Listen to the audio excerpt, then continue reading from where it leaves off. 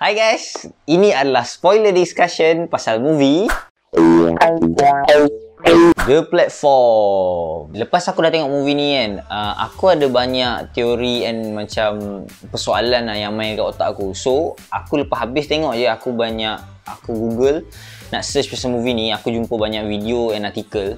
Lepas tu aku dah buat satu kesimpulan lah pasal movie ni. Movie ni dia memang fucked up lah, tapi in a good way. Sebab cerita ni dia tak macam typical movie lain. Dia tak ada macam moral sangat. Dia tak ada moral value tau. Dia tak ada nak ajar kau macam mana, apa yang kau patut buat, apa yang kau tak patut buat. Dia just lay out perspektif daripada sudut manusia yang berlainan, and then dia suruh kau sendiri decide. Kau rasa kau dekat mana kat dalam ni. Dia macam nak tunjuk kedudukan kita dekat dalam social standing yang ada kat dalam society ni, yang kita ni ada dekat mana. Before aku start explain apa pendapat aku pasal movie ni, aku assume korang dah tengok movie ni and tahu apa content dalam cerita ni.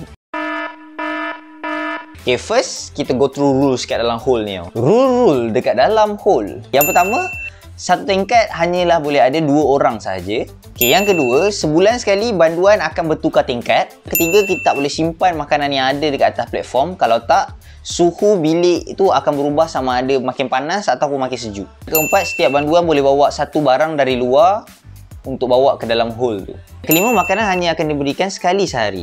Yang keenam, makanan akan mula diagihkan bermula daripada tingkat 1 sampailah ke tingkat yang bawah sekali. Yang ketujuh, ada tempoh masa yang telah ditetapkan untuk platform berhenti di setiap tingkat. Yang terakhir sekali, lepas platform tu dah sampai bawah sekali, dia akan terus naik ke atas dengan laju. So, peraturan yang aku listkan tadi ni, secara tak langsung dia dah create satu sistem tau dekat dalam satu society. Yang mana society yang aku maksudkan dalam cerita ni adalah orang yang duduk dekat dalam hole tu. So diorang ni, sebab diorang ada dalam tu, so diorang nak tak nak, diorang kena ikut sistem yang ditetapkan oleh administration ni tadi kan.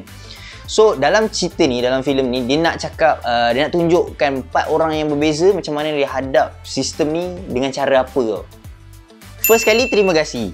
Dia ni seorang yang realis. Maknanya dia ni seorang yang praktikal and dia akan buat apa yang dia rasa logik untuk dia buat. Kedua, Imoguri. Dia ni sama macam Goreng. Dia ni seorang yang idealist and dia pentingkan etika and dia percaya yang masyarakat ni boleh unite untuk survive. Yang ketiga, Baharat. Baharat ni dia jenis orang yang optimis tau. So, bila dia apa-apa plan yang dia buat and dia rancang, dia macam yakin yang plan itu akan berjaya juga. Last kali, yang keempat, Miharu. Dia ni seorang foreigner, which is dia ni ialah seorang yang tak belong dekat dalam komuniti tu.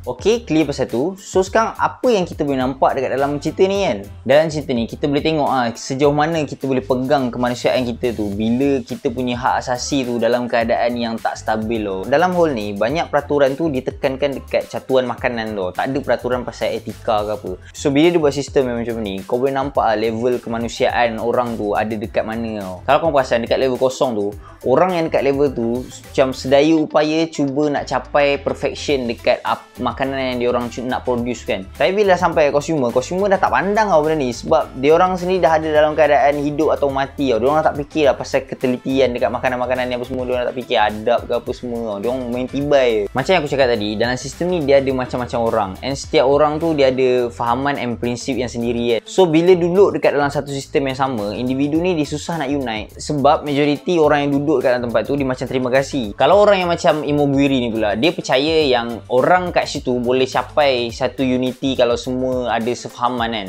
So dia try buat rule. Dia sediakan makanan dalam portion yang cukup untuk orang bawah. So dia cakap ke orang bawah supaya sediakan portion yang sama untuk orang yang bawah dia. So nanti orang akan terbuat. So makanan tu akan cukup lah kan.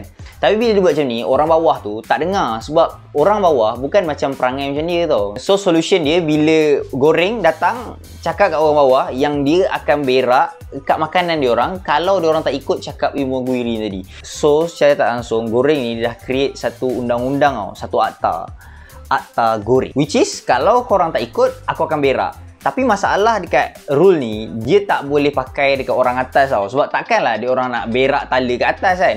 So menunjukkan yang undang-undang tak apply dekat orang atas. Korang tak percaya?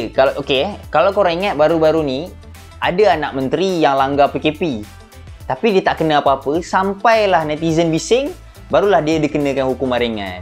So menunjukkan sebab dia tahu yang undang-undang ni tak apply untuk orang-orang yang kat atas. Okey, kalau kita teliti pula dekat Imoguri ni, dia ni seorang yang pernah bekerja dengan admin tu sendiri, and then dia masuk sebab dia nak dia dah kena cancel and then nak tahu apa yang jadi kat dalam tu secara sendiri, and nak tengok apa yang jadi dalam tu. Kalau kita tengok dari segi gaya percakapan dia ni kira berpihak dekat admin and yakin apa yang admin buat tu betul tau. Walaupun dia ni jenis yang setia dekat admin tu, admin ni still tipu dia sampaikan dia ni bunuh diri tau. Ya betul, mungkin dia ada sebab lain yang menyebabkan dia bunuh diri kan. Tapi ni adalah salah satu possibility lah. Mungkin dia nak bunuh diri sebab kesian dekat goreng ke, ataupun dia tak nak goreng bunuh dia, so dia bunuh diri dia sendiri ke kan. Tapi still lah, dia salah satu possibility. Imoguri ni dikira macam orang yang gila babi support pemimpin ni dekat social media, duk post dia ni bagus lah apalah apa semua kan. Lepas tu in the end dia kena kencing. Ada juga orang ni macam Baharat, jenis yang optimis. Bagus bila kau optimis, maksudnya kau sentiasa berpandang positif kat semua benda kan. And macam Baharat ni dia semangat lah untuk bila nak buat plan-plan itu. Tapi masalahnya bila kau optimis, bila plan tu tak jadi, kau akan jadi down. Down yang lagi teruk daripada orang biasa down. Sebab kau berharap tu lagi tinggi daripada orang yang biasa. So logik kan. Okay, contoh macam bila dia ada kat tingkat 6 kan, dia macam happy gila yang dia dah kat tingkat 6 sebab sikit lagi dah nak sampai kat tingkat 0 kan. So dia ada plan yang dia nak panjat. Tapi bila dia tengah nak buat plan tu, instead of dia dapat freedom, dia dapat tahi stepek kat muka kan. Okay, bila dia lepas kena berak kat muka tu, dia terus down, duduk, terus down, terus tak buat apa. Dan sampailah bila goreng datang kat dia cakap ada plan baru. Terus dia semangat balik. Sedangkan plan yang dia fikir masa awal tadi tu tak difikirkan masak-masak pun. Okay, kau bayangkan dia nak panjat tali. Andai katalah orang yang tingkat 5 tu tolong dia kan. Sampailah dia kat tingkat 1. Okay, sampai kat tingkat 1, siapa yang nak tarik dia kat tingkat 0 tu? Takkan dia expect orang yang masak tu nak tolong angkat dia naik atas? Memang tak lah. Miharu pula dalam cerita ni dia kira macam wildcard lah. Sebab kita tak boleh expect apa yang nak buat. Sebab dia tak boleh nak communicate, tak boleh nak bercakap. Jadi kita tak tahu pun apa yang dia fikir. Info yang kita dapat pasal dia pun datang daripada orang lain tau. So kita tak tahu benda tu betul ke ataupun salah ke kan. Benda ni dalam sistem kita dia sama lah lebih kurang. Contohlah bila pendatang asing datang, kita tahu pasal dia orang daripada apa yang media kita cerita kat kita lah.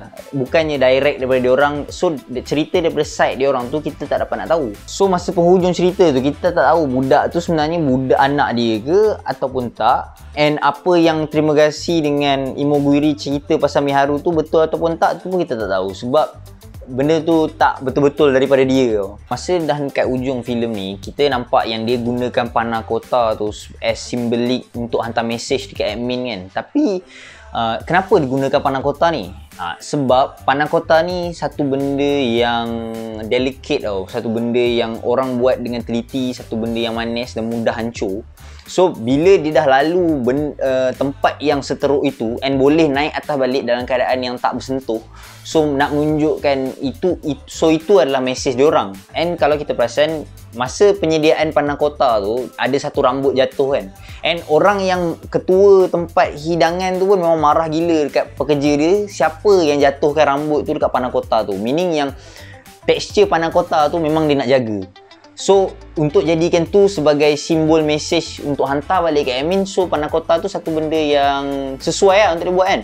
So bila dibagi panah kota ni budak tu, so bila dibagi budak ni makan panah kota tu and panah kota tu dah tak ada, so dia ambil budak tu pula as message. Sebab budak tu pun satu simbol yang lebih kurang macam panah kota tu. So sebab budak dia delicate tau. Satu benda yang boleh kata suci lah. So bila dia ada, tapi budak tu ada dekat tempat paling bawah sekali dekat dalam bangunan tu, and bila dia hantar balik ke atas, so dia sampaikan mesej yang sama lebih kurang macam panah kota tadi. Tapi apa sebenarnya yang kita boleh dapat daripada benda ni adalah budak tu dia sebenarnya represent younger generation yang someday dia akan naik and akan ubah sistem yang ada dekat atas tu. So dia akan buat sistem yang baru, hopefully lah. Filem ni dia sebenarnya dia nak mengkritik certain sistem tu tau. Tapi dia tak bagi solution pun. Dia tak provide pun satu solution. And dia just bagi masalah je daripada awal sampai habis. And dia just bagi kita apa yang menyebabkan sistem tu tak okey. Tapi Kalau kau perasan kan, even masa Goreng dengan Baharat tu decide nak agihkan makanan tu secara sama rata, nak pergi bawah tu kan. Tapi along the way, dalam proses dia nak agihkan makanan tu, dia gunakan kekerasan. So secara tak langsung dia dah create satu penindasan tau dekat society yang ada dalam tu. So in a way dia tak bagus juga. Jadi sebenarnya dalam cerita ni, kalau korang tengok, macam aku cakap lah, tak ada siapa yang betul-betul baik, dan tak ada siapa yang betul-betul jahat kan. So apa yang cerita ni nak sampaikan sebenarnya? Kalau kau perasan dalam cerita ni nak kata yang kalau kau jadi baik pun kau tak boleh survive kan dekat tempat tu kan. Tapi aku rasa macam kalau kita, apa yang kita tahu dalam Islam cakap kita ni nak kena sentiasa baik, nak sentiasa caring kat orang apa semua kan. So takkan nak kata benda tu pun salah kan. Okay, tapi bila kita fikir balik, benda ni dia jadi sebab apa? At first kan, macam mana orang-orang yang ada dalam bangunan ni tadi boleh masuk dalam bangunan ni? Diorang either masuk sebab diorang buat benda jahat, ataupun diorang nak shortcut dalam mendapatkan apa yang diorang nak. Contoh macam Goreng, dia nak diploma. So dia masuk ni secara shortcut untuk dia dapatkan diploma.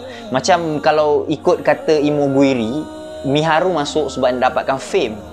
So diorang nak dapatkan benda ni secara shortcut. So diorang masuk benda ni. Kalau kau nak dapatkan diploma, kau pergi je lah belajar. So bila dah cukup masa and cukup ilmu tu, kau akan dapat diploma tu kan. So bila kau dapatkan dengan cara macam ni, satu shortcut lah. So nak menunjukkan yang bila kau nak buat benda secara shortcut ataupun So deserve lah dia untuk ada kat dalam ni kan. So dia sendiri yang meletakkan diri dia dekat dalam situasi tu.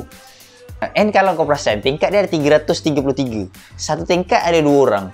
So 2 kali 333 korang akan dapat 666 ataupun 666. So adakah ini satu kebetulan? So menunjukkan yang tempat ni bukanlah tempat yang betul untuk kau dapatkan solution. Secara keseluruhan, even aku cerita ni okey lah, brilliant gila. Memang dia punya setup cerita dia memang bagi aku di luar kotak lah. And mesej-mesej yang nak sampaikan tu, aku rasa aku tak dapat semua pun mesej ni. Aku rasa macam ada lagi lah mesej yang nak bagi tahu. So kalau korang ada nampak apa-apa yang aku terlepas dalam movie ni, korang boleh listkan, boleh komen kat bawah apa yang korang rasa pasal movie ni. Aku just satu je lah benda aku tak suka pasal movie ni, dia terlampau ambiguous lah. Dia macam banyak benda yang dia tak explain dalam cerita ni, yang aku nak kena assume sendiri baru benda tu logik. Tapi ada satu benda yang aku rasa memang tak logik sampai hari ni lah, yang aku rasa memang tak ada explanation. Macam mana budak tu dia boleh survive kat situ tanpa makan? Siapa yang bagi makanan kat dia untuk dia survive sampai bulan ke-5 Goreng kat situ? Ada certain explanation yang aku dengar, dia Miharu turun bawah tu untuk bagi budak tu makan. Tapi Miharu turun macam like sekali je dalam sebulan. So the rest day dia makan apa? Okay, takkanlah Miharu ni sebagai mak dia bagi anak dia makan mayat-mayat tu kan yang dia dah bunuh. Antara persoalan lain yang ada lah, macam kenapa macam mana Baharat tu boleh tahu yang dia akan perlukan tali untuk survive kat situ. Macam dia tahu pula kat tengah-tengah tu lubang apa semua kan. Padahal kan tempat tu kan dirahsiakan kan. Macam sistem tu dirahsiakan daripada orang luar kan. So should be dia tak tahu. Atau mungkin dia tahu tu sebab orang-orang yang dah berjaya keluar tu cerita kat dia ke, kita tak tahu kan. And macam mana dia pindahkan orang tu daripada tingkat ni ke tingkat ni semua. Sebab dia bukan pindah satu stage tau. Dia pindah macam, contoh macam Goreng kan, dia pindah daripada 48 pergi ke tingkat 177. Jauh kot. Macam mana? So macam mana the rest of prisoners yang dalam tu dia pindah? Itu antara benda yang questionable lah. Mungkin dia ada secret passageway ke apa. Tapi itu maksud aku lah, kita nak kena assume sendiri explanation tu dengan cara yang macam dia tak provide untuk kita lah. So sampai di sini saja aku punya discussion untuk the platform ni. And jangan lupa komen, like and subscribe video ni. Sampai di sini saja. Ciao.